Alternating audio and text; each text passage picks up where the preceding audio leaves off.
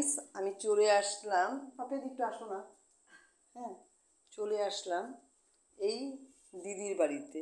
বলো দিদি, আমি যে আমার ব্লগগুলো বানাই কেমন লাগে বলো? খুব ভালো।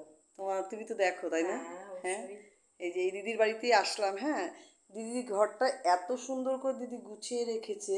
ঠাকুর তো সর্বত্রই বিরাজমান, তাই না? আমরা কিন্তু অনেক অনেক বড় অট্টালিকার মধ্যেও কিন্তু ঠাকুরকে দেখানো যায়, কিন্তু দিদি কিন্তু শুধু অতি সামান্যভাবে দেখুন ঘরটাকে কত সুন্দর করে ধূপ দ্বীপ দিয়ে পুজো দিয়েছে। দিদি আজকে উপোস করে আছে, খায়নি, কিছু ভাতও খায়নি।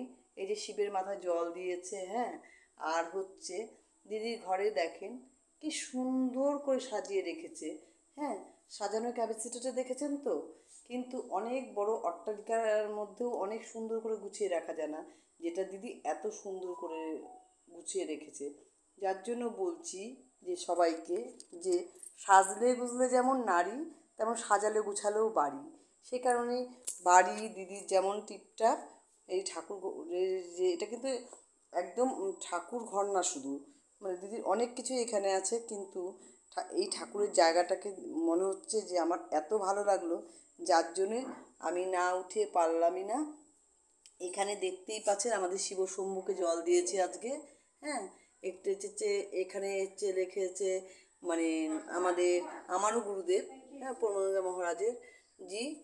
আর হচ্ছে এখানে হচ্ছে রাধাকৃষ্ণের ছবিটা দেখতে পাচ্ছেন, যে গীতা, এই যে দুর্গা, হনুমানজি, তারপর হচ্ছে মা লক্ষ্মী।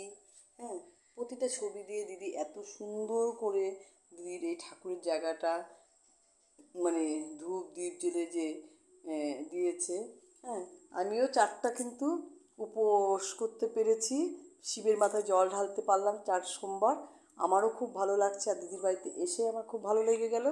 এই ঠাকুরের এই অপূর্বভাবে সাজিয়েছে, আর দিদির গাছের ফুলগুলো কিন্তু একদম নিজের, মানে কমপ্লিট দিদির, দিদি আর দিদির বরের চর্চা, আর সব কিছু কিন্তু দিদির নিজের গাছের। ঠিক আছে, রাখছি এভাবে। আপনাদের যদি ব্লগটা ভালো লাগে, লাইক, সাবস্ক্রাইব।